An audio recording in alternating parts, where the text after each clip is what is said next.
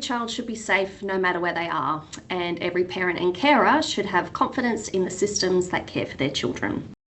We've seen many cases across Australia where organisations have failed in their responsibility to protect children, where people have exploited system gaps, and where children have suffered. The impacts are devastating. They can be lifelong, and they can reach deep into communities in profoundly sad ways. As our children spend more and more time in organisational settings, we need to have the strongest safeguards in place that protect them from harm. Queensland's Reportable Conduct Scheme works to achieve this. It aims to create a culture where children, parents, carers and workers feel confident to raise concerns. It plays a critical role in identifying concerning behaviour that could indicate a risk to children. And critically, it provides a system to connect that information with other organisations across Queensland. The scheme strengthens Queensland's child safeguarding system by requiring reporting entities to assess and manage risk, conduct fair and thorough investigations, and maintain transparent oversight of matters that affect children's safety. Hello and welcome to this presentation about the Reportable Conduct Scheme, which is part of Queensland's new Child Safe Organisation system.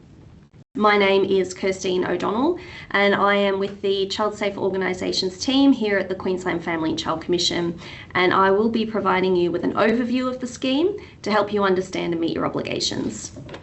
This recording is around an hour in length and it complements our guidelines for implementing the Reportable Conduct Scheme, which you can find on our website at www.qfcc.qld.gov.au. I will start by acknowledging the traditional custodians of the lands upon which we're all meeting today. I am on the lands of the Yagara and the Turrbal peoples here in Meanjin in Brisbane, and I pay my respects to their elders past, present and emerging. I also want to recognise the role that First Nations communities, organisations and peoples play in safeguarding children. This presentation will discuss child abuse and sexual abuse, and this may be confronting for some people. If at any time today you need to stop the presentation, please do so.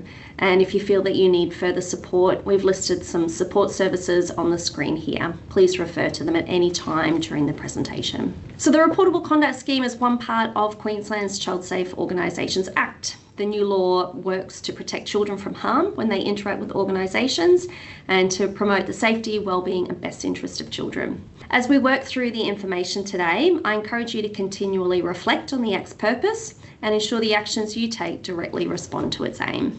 This graphic represents the Child Safe Organisation system, which is established under the Act. It includes the Child Safe Standards on the left and the Reportable Conduct Scheme on the right. These two elements work together to protect children from harm. The standards are about prevention. They work to create environments that prevent harm from happening. But if harm does occur, the Reportable Conduct Scheme is about response. It requires organisations to report and investigate allegations of child abuse or misconduct by their staff and volunteers. And importantly, the outcomes of an investigation should highlight the improvements needed within an organisation to strengthen their safeguards. And these improvements would be enacted through the standards. So the system is very much cyclical and integrated. The Act also establishes a mechanism to share information with regulators, police and blue card services and other organisations, which strengthens how we can identify and manage risk to children. Before I go into the details of the Reportable Conduct Scheme, I will revisit the Child Safe Standards, and I encourage you to view our information and guidance about the standards on our website. As I said a moment ago, the standards aim to create organisational environments that prioritise the safety of children to protect them from harm. Organisations that need to have a reportable conduct scheme are required to have clear systems in place to prevent reportable conduct from happening in the first place, and the Child Safe Standards enable this to happen. So here are the Child Safe Standards. They look at how the safety of children is prioritised in an organisation's culture, governance, policies and practices. And when implementing and complying with the standards, organisations must provide an environment that promotes and upholds the right to cultural safety for Aboriginal and Torres Strait Islander children. This is known as the universal principle in the Act, and it applies to all of the standards. So the standards look at, for example, how an organisation's vision and decision making prioritises children's safety, how an organisation recruits people and ensures they are both eligible and suitable to work or volunteer with children. The standards look at how an organisation trains and develops its workforce so people can identify risks to children and address them. The standards apply to reporting processes. So are they known by everyone who interacts with the business? That includes workers, parents, carers, and children themselves. And do people feel confident in those reporting processes? The standards also apply to an organisation's policies and practices. So are they up to date? Do they appropriately address risk? And do they enable a way to identify risk? You can learn more about the standards in our guidance online.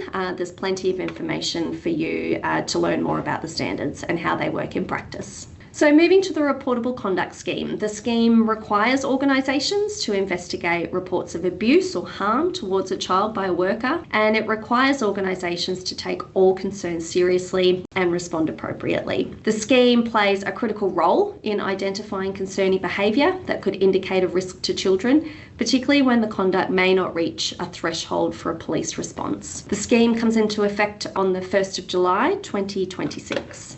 So who needs to comply? Well, the scheme applies to organisations termed in the Act as reporting entities. In this presentation, I will refer to them simply as organisations. A reporting entity or an organisation is one that cares for, supervises or exercises authority over children and is an organisation within a sector that's described in the Act. And these sectors are listed here on the screen. The Reportable Conduct Scheme guidelines and our website can help your organisation determine if you are in scope.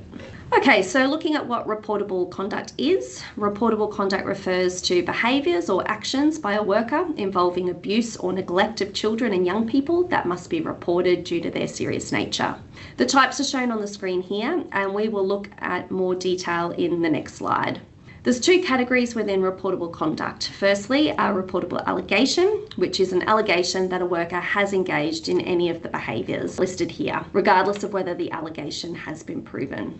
A reportable conviction, on the other hand, is where a worker has been found guilty of an offence under state or Commonwealth law that may involve reportable conduct. A reportable allegation requires the organisation to complete an investigation to establish what occurred, which determines the next steps. A reportable conviction, on the other hand, doesn't require this level of investigation. An organisation may become aware of a conviction after a person has commenced employment. The task here is for an organisation to determine how that conviction impacts the worker's suitability to work with children and to determine the steps required to manage or eliminate any risk to children. In the case of a reportable conviction, we don't expect an organisation to re-examine the event through the same kind of investigation expected of an allegation, given it's already been tested in court. But we do expect the organisation to confirm the details of the conviction through reliable sources, and that can include court records or information shared by relevant authorities, and confirm the offence meets the definition of reportable conduct. The organisation is required to report this information to us, consider the suitability of the person working with children, and manage the risk.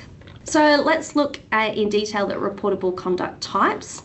These examples help clarify what must be reported under the scheme, and if any of these behaviours occur or are alleged to have occurred, they need to be notified to us and investigated. So looking at the types of reportable conduct: child sexual offence, that includes sexual acts with a child under 16, grooming, we'll go into that a little bit later, indecent treatment, showing pornography or sending sexual messages. Sexual misconduct, that's inappropriate touching, sexualised comments, voyeurism, sexual jokes, kissing a child, for example. Ill treatment of a child can include excessive or degrading demands, hostile or humiliating comments, locking a child in a room, or unreasonable punishment. Significant neglect, this is failure to provide food or medical care, leaving a child unsupervised, withholding basic care, exposing a child to an unsafe environment. Physical violence, examples are hitting, kicking, dragging, spitting, using objects to strike, excessive or inappropriate restraint. And finally, emotional or psychological harm. These examples are bullying, repeated taunts, racism, intimidation, threats to harm pets or loved ones, isolating or rejecting a child.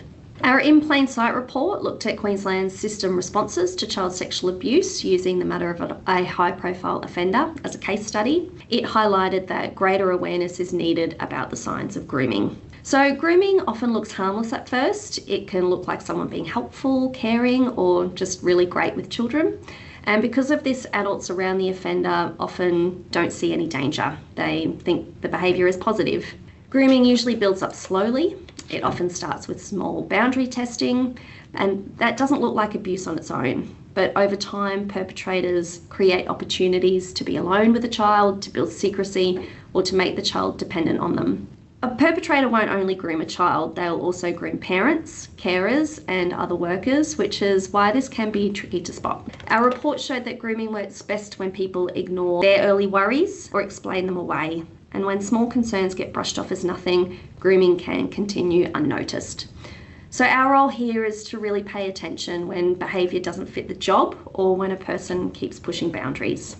Looking at neglect, it's often a pattern rather than a single incident. It can include leaving a child in unhygienic conditions, not providing appropriate supervisions for the child's level of development, or when unsafe routines become normal.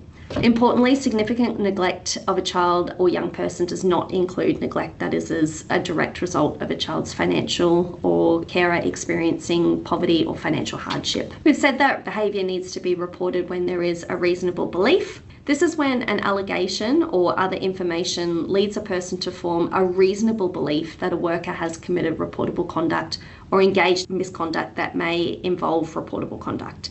And anyone can form a reasonable belief. A reasonable belief doesn't mean we know what happened or that we're certain. It simply means that based on the information we have right now, a fair-minded person would think the conduct may have occurred. It's more than a suspicion or a rumour, but it doesn't require proof.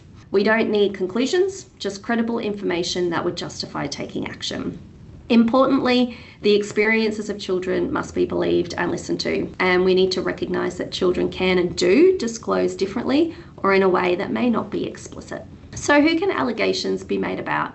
All workers of an organisation can be subject to reports. This includes paid staff, volunteers, contractors, consultants, people engaged through labour hire, and others. A worker is defined broadly in the legislation as anyone who performs work of any kind for the organisation. You have a duty to ensure everyone you engage, including contractors, are aware of their responsibilities with regards to behaviour around children and with regards to their reporting obligations. So it's important you build this into your process through the standards. The alleged reportable conduct can happen outside the worker's place of employment or outside of their working hours, and in this case, the organisation is still required to investigate. If a worker leaves your organisation, you are required to report all allegations or convictions that happened while they worked for you. Historical conduct relates to an allegation or a conviction that occurred before the reportable conduct scheme comes into effect, which is the 1st of July 2026. Historical conduct needs to be reported and investigated under the scheme only if a new allegation or conviction relating to that conduct is reported to the organisation after the scheme comes into effect and the person is still performing work for the organisation. Historical matters don't need to be reported and investigated under the scheme if the allegation or conviction was reported to the organisation before the scheme came into effect. We do have more detailed information in our guidelines around this if it's something that you would like to learn more about. Okay, so looking at the roles and responsibilities of all parties in the scheme. The Queensland Family and Child Commission, we provide guidance, we monitor compliance, we coordinate information sharing with regulators. Organisations or reporting entities are required to establish systems, report allegations to us at the Commission, and conduct investigations into reportable conduct. The head of the organisation, known in the legislation as the head of the entity, has explicit responsibilities, and we'll speak about that more in a moment. Sector regulators work with the Commission and organisations to promote compliance, investigate where permitted, and share information. Queensland Police Service investigates criminal matters and advises organisations on steps to ensure that police investigations aren't compromised. And Blue Card Services review worker suitability and exchange information following substantiated findings. All of these parties need to work together for the scheme to successfully protect the safety of children. So the Act creates obligations for the head of an organisation in relation to reportable conduct. They're known in the legislation, as I said, as the head of entity, and I may use that term interchangeably through this presentation. The head of the entity is the person with the highest authority for running the organisation and delivering its services. So this is usually the CEO or an equivalent person. Determining who the head of your entity is depends on your structure, your legal obligations, and your governance arrangements. The head of the entity is legally responsible for ensuring the organisation complies with the Act. They can delegate functions to an appropriately qualified person, but they maintain overall responsibility for compliance and ensuring the organisation meets its obligations. The head is required under the Act to have a system in place that prevents reportable conduct by workers in the workplace, and that is enacted through the standards, as I said. They have a responsibility to ensure systems enable anyone to report concerns of reportable conduct to the head of the entity and to us at the Commission. And the systems in place also need to be able to investigate reportable allegations and convictions. Reports can be made to us through our website, and if the report is made about the head of the entity, the report must be made to the Commission. So we receive all statutory notifications. This is talking about the Commission's role. We receive all statutory notifications from reporting entities about reportable conduct scheme matters. We oversee the quality of all reporting entities' investigations. We conduct investigations where appropriate, such as when it's in the public interest or when the complaint is about the head of the entity. We play a central role in ensuring information is shared lawfully and effectively to protect children. And we can also request sector regulators to conduct an investigation.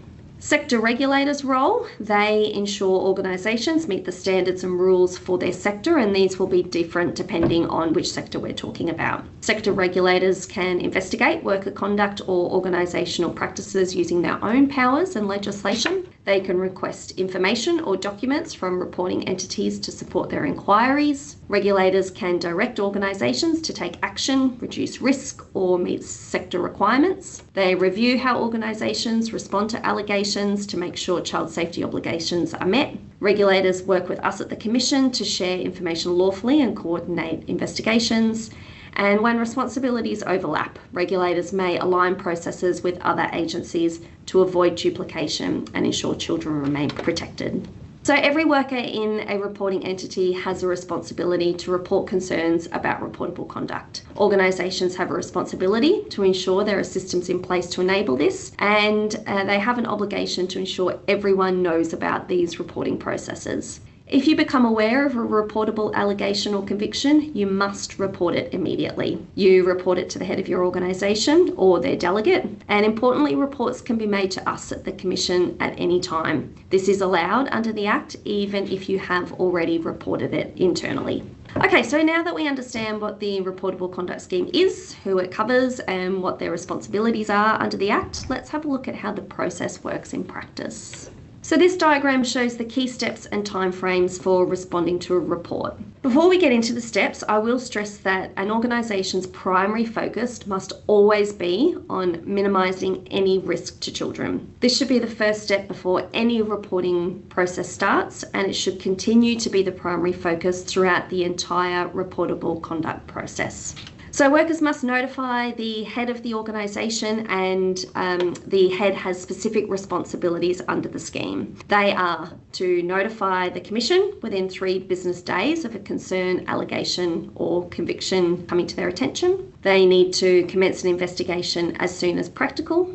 They need to provide an interim report within 30 business days to us, and they need to provide a final report as soon as possible. These reports are made via our website, and the outcomes of the investigation are shared with police, blue card services and other regulators, as I've mentioned before. Reportable conduct investigations may trigger a Child Safe Standards directed self-assessment. This is a request for information from the organisation about the systems it has in place to prevent harm. We'll go through the requirements of each of these stages shortly. I just want to highlight this point. It is an offence to fail to notify and provide reports to the Commission about reportable conduct and investigations. Failure to report may result in the head of the reporting entity receiving a financial penalty of almost $17,000. So the key message here is act quickly and promptly when you do receive a report. Suspected criminal conduct must be reported to the police immediately. Organisations aren't required to complete a full investigation before notifying police. Police will advise if they require you to pause your investigation while they investigate. They will provide you with the information about any requirements should they proceed with their own investigation.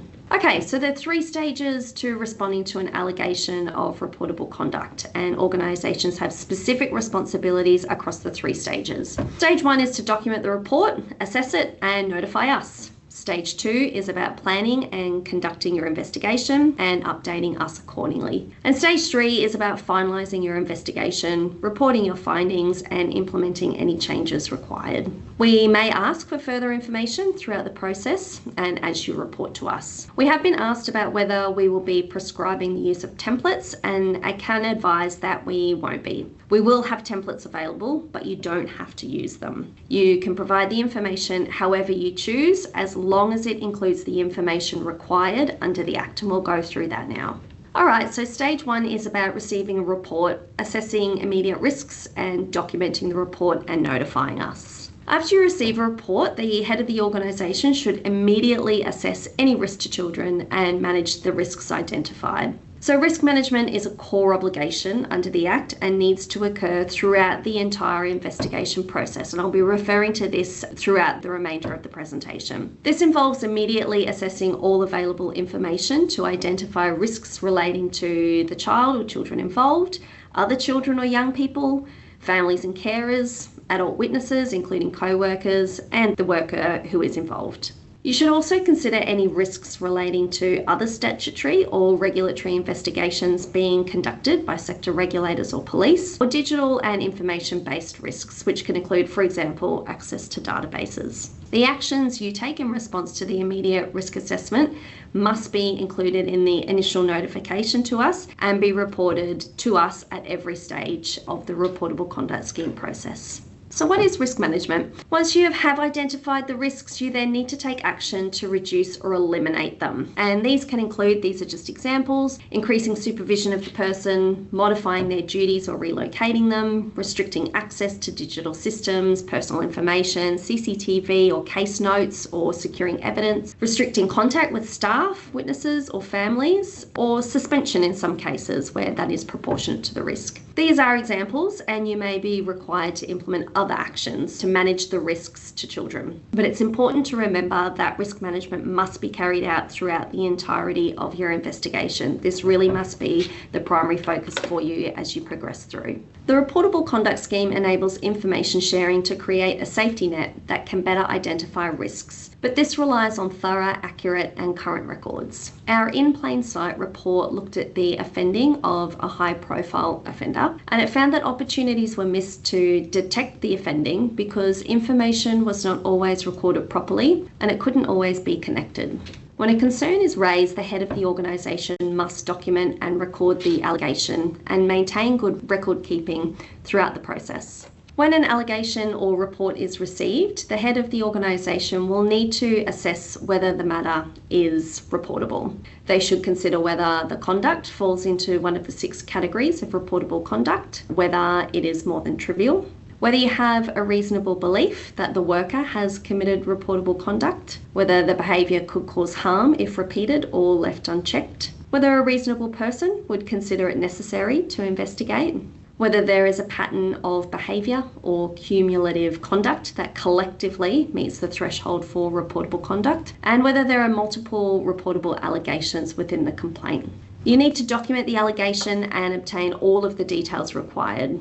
We will go through the details in the next slide. Records must be kept even if the behaviour later turns out not to be reportable conduct. Okay, so the next step is to notify us at the Commission. This is a legal requirement under the Act. The initial report must be provided within 3 business days of the head of the organisation becoming aware of the matter. It must include details of the allegation or conviction, information about the worker, including their name and aliases and their date of birth if known, the name of the head of the entity, name and contact details of the organisation, notifications you've made to sector regulators or to police, and the actions you've taken to manage risk, including steps to prevent the worker from having contact with children and any disciplinary action taken or planned. Our guidelines detail the information required to be included in this initial report. Timeliness is critical here. You must submit the notification even if you don't have all the details yet. We will use this information to assess risk and to determine the level of oversight required from us. Remember, failing to notify within the time frame is an offence and can result in a financial penalty. So act quickly and make sure your systems support prompt reporting. Now let's look at stage 2, which focuses on the investigation and the interim report. Your investigation should start as soon as practical after providing us with the initial report. The head of the organisation or their delegate will develop the plan before an investigation commences, and this will likely be done with an investigator. The plan will include a number of items which are shown on the screen. It should define the allegation of reportable conduct, determine the scope, identify witnesses, documents and other sources of evidence. It should identify the questions that need to be answered, the evidence needed to answer those questions, and the best way to obtain the evidence. It should set timeframes for the investigation and record interim risk management measures and review points. It should establish a communication plan and documentation approach. It should identify any special needs for involved parties and how these will be addressed. It should identify the ways information will be recorded and stored, and it should document the details and management of any real or perceived conflicts of interest. We'll go through these in the next few slides. As part of the planning, it's helpful to understand what a high-quality investigation looks like.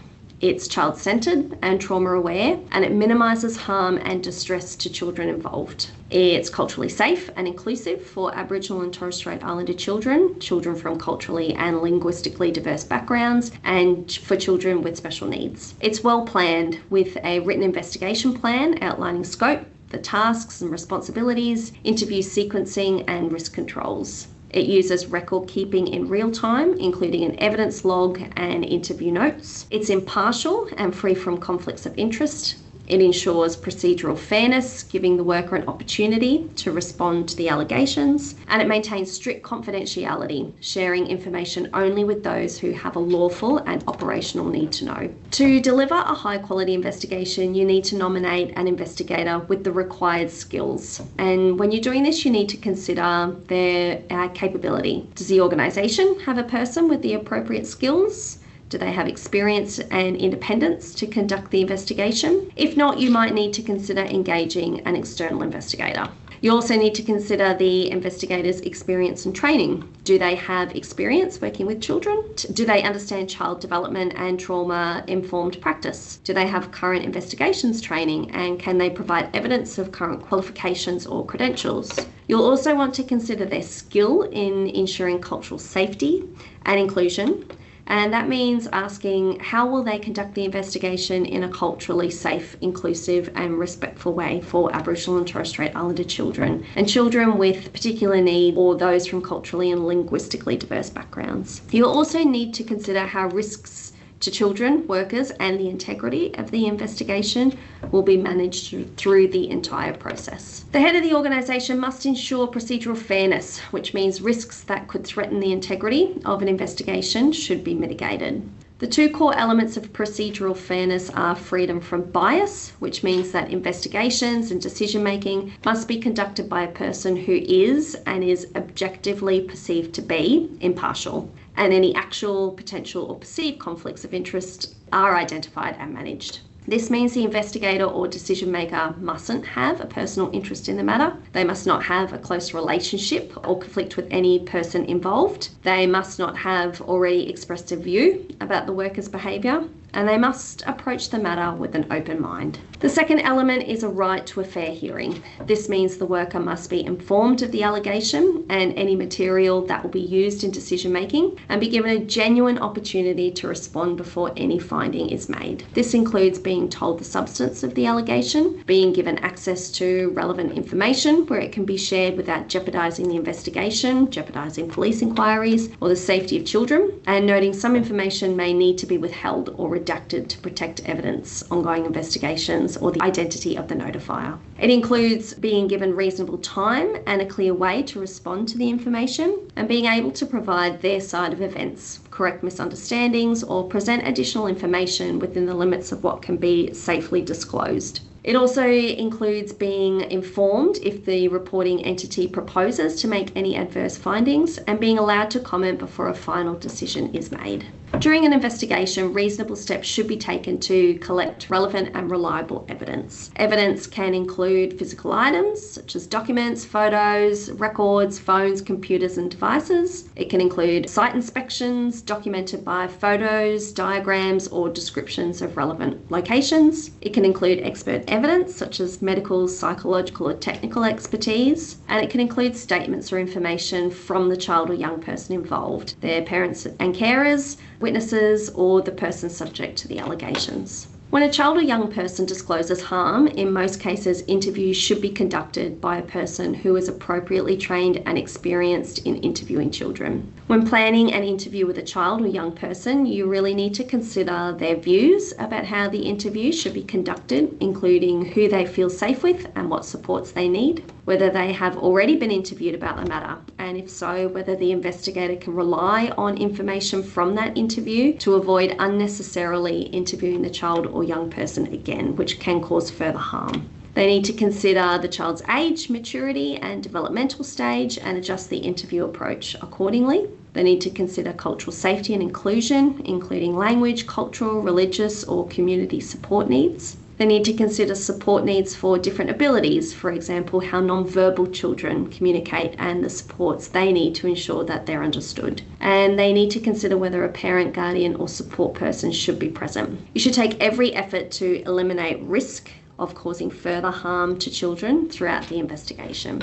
Once you have established the details and understand the allegation, you need to provide a letter of allegation, which explains to the worker exactly what has been alleged about their behaviour. It's usually written by the investigator and approved by the head of the organisation. The letter gives the worker a clear written record of the allegations so they understand what they need to respond to. This is an important part of procedural fairness. The letter should clearly list each allegation. It should give enough detail so the worker understands what happened, when, and what the concern is about. It should explain any proposed findings so they can respond properly. The letter should also explain that if any allegation is substantiated, the Commission must report it to Blue Card Services, which may lead to a review of the workers' Working with Children check. The Act allows organisations to share information with the child who is connected to the conduct being investigated and their parent or carer or guardian. This can include updates on the progress of the investigation, the findings, the reasons for those findings and any actions taken. When sharing information, organisations must think about what support the child or family may need, both at the time the information is shared and as the investigation continues. Before sharing anything, it's important to consider whether the information could put the child's safety at risk, affect the safety of others, such as the worker or an informant, or whether it will interfere with an ongoing investigation, legal process, or police inquiry. The Reportable Conduct Scheme does not affect any existing reporting requirements such as mandatory reporting or requirements to report to police and sector regulators, as I've already mentioned. This means you will need to consider any overlapping or parallel investigations and how the Reportable Conduct Scheme investigation will align with those processes without compromising them. So the task for your organisation is to look at your existing reporting requirements and build in the Reportable Conduct Scheme reporting process. When multiple investigations occur at once, it's important you always prioritise children's safety and ensure there are no gaps in safety as a result of the multiple investigations. You need to plan early and clarify the roles with the other parties. You need to respect that police investigations always take priority. You may be instructed to pause or adjust your investigation to avoid interference. You need to maintain fairness throughout, and you need to record decisions and share information lawfully under the Act. If the organisation can't investigate, for example, due to a conflict of interest or legal constraint, the head of the entity is required to notify us at the Commission and provide reasoning. The departure of a worker is not a reason not to investigate. Information about a Reportable Conduct Scheme investigation must be kept confidential unless there is a clear reason to share it. It's important that everyone involved is reminded not to discuss the matter, except with those who need to know. All of this information needs to be included in the interim report, which is due to us within 30 days of the initial report. The interim report progressing the matter demonstrates how you are actively managing risks. We mentioned that the risk assessment and management is ongoing throughout the process, and you need to update your risk assessment whenever new information becomes available. So this can include, for example, when new evidence emerges throughout the investigation, if you have staffing or access arrangement changes, or if investigations are paused due to police involvement, or if we provide advice as part of our oversight. Okay, so now let's talk about the third stage, finalising the investigation, the final report and implementation of improvements. To finalise a matter, an organisation needs to complete the investigation, look at the evidence, make a finding, prepare the final report and implement the outcomes. So at this point, organisations should ask, does our analysis of the evidence support the proposed findings? What is the appropriate risk management response to the findings? Do we need to provide ongoing support for children, young people, families or the workers affected? What can and should be done to improve our systems and our ability to prevent and identify these behaviours? Can improvements be made to the way we conduct investigations in the future? How can the outcomes of the investigation strengthen our implementation of the child safe standards? When finalising investigations, your focus should be on making decisions based on solid, reliable evidence, not rumours or assumptions. Stronger, more consistent evidence should carry more weight in the decisions, so look at whether the evidence is supported or contradicted by other information. Think about credibility. Does the evidence make sense in its full context? Consider the source. Is it objective, like CCTV or documents? Or is it opinion, hearsay, or is it unclear? Make sure the worker has had a fair chance to respond to the evidence before you rely on it. And remember that your goal is to be fair. You need to ensure that your assessment is balanced and that it's based only on the evidence that's available to you. Investigations need to produce clear, well-explained findings for every allegation. Your findings must be based on evidence, not assumptions or opinions. The investigation uses the balance of probabilities standard. This means deciding whether something is more likely than not to have happened. This is a lower standard than criminal cases, which require proof beyond reasonable doubt. Formal courtroom rules of evidence don't apply, but the decision still needs to be reasonable and based on reliable information. The more serious the allegation, the stronger and better quality the evidence needs to be. There's 4 possible findings an investigator can make about an allegation: substantiated, unsubstantiated, no outcome, and conduct outside the scheme. We'll go through what each of those mean now. So substantiated means that there is sufficient evidence to find on the balance of probabilities the reportable conduct occurred, or in other words, it is more likely than not. Unsubstantiated means that the evidence suggests it is more likely than not that the alleged conduct did not occur. In exceptional circumstances, it may not be possible to determine whether the reportable conduct was substantiated or unsubstantiated. Exceptional circumstances may include if the allegation is historical, and despite the investigators' reasonable efforts, there isn't enough evidence available or able to be collected to properly assess the allegation. This would be recorded as no outcome. You should record the reasons why no outcome was reached and document this in your final report. And finally, when the decision maker has investigated the conduct and finds that conduct occurred but does not meet the definition of reportable conduct under the Act, the finding is recorded as conduct outside the scheme. Even if the finding for a reportable allegation is unsubstantiated, or if you find there is no outcome, it must still be reported to us in your final report. A final risk assessment must be done at the end of every investigation, no matter the outcome. It helps decide what actions the organisation needs to take next. The assessment should look at children and families and the support they need, as well as future contact with the worker.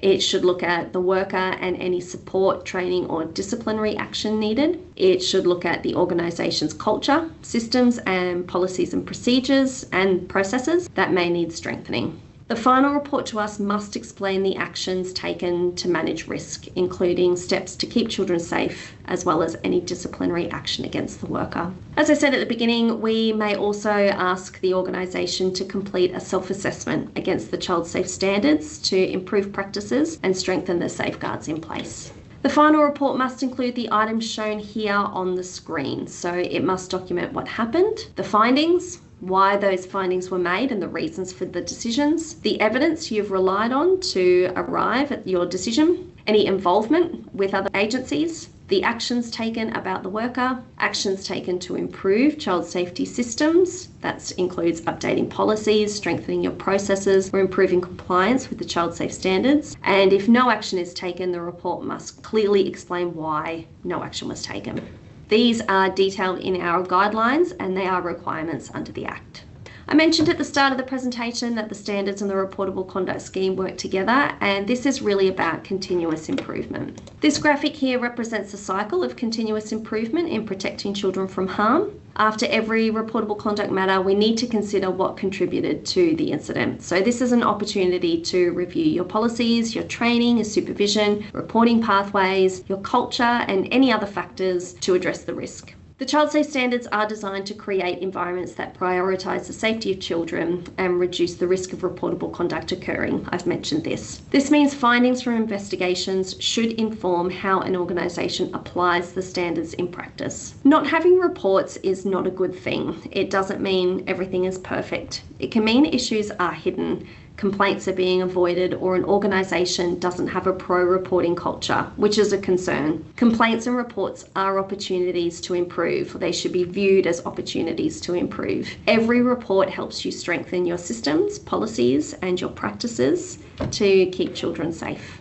This graphic illustrates our regulatory approach. You may have seen this in some of our other presentations. We focus on support and education in the first instance and on improving child safety outcomes, not penalising organisations that are making genuine efforts to comply. This means we're here to support organisations meet their obligations. We take a proportionate risk approach and our response will always reflect the level of risk to children. But we do have powers available to us and we will use them if needed where there is a serious risk, repeated non-compliance or unwillingness to improve or report. And this enforcement aspect is shown at the top of the pyramid. Everything we have been through today is detailed in our comprehensive guide to Queensland's Reportable Conduct Scheme, which is available on our website at www.qfcc.qld.gov.au. You can also find resources to help you implement the child safe standards, including our comprehensive guidelines, a quick reference guide, which is an abridged version of the extended guidelines. We've also got a self-assessment tool to help you evaluate where you are and what actions you need to take to implement the standards. We have a scenario-based discussion guide, which includes 12 scenarios based on the standards, some videos and questions to guide discussions about how the standards apply in practice. And finally, we have short explainer videos about the standards, which are a helpful awareness-raising tool for you. You can also find our regulatory approach online as well. So that brings us to the end of our presentation, and I hope you have found it useful. The Reportable Conduct Scheme provides us with a clear framework to recognise, report and respond to concerning behaviour. And in doing so, it strengthens trust in the systems that care for children and young people across Queensland. By acting early, responding transparently and working collaboratively with oversight bodies, reporting entities can play a critical role in preventing harm to children and identifying risk before they escalate. We recognise that implementing new requirements takes time, effort and leadership, but thank you for taking this important step towards ensuring that every child is safe wherever they are.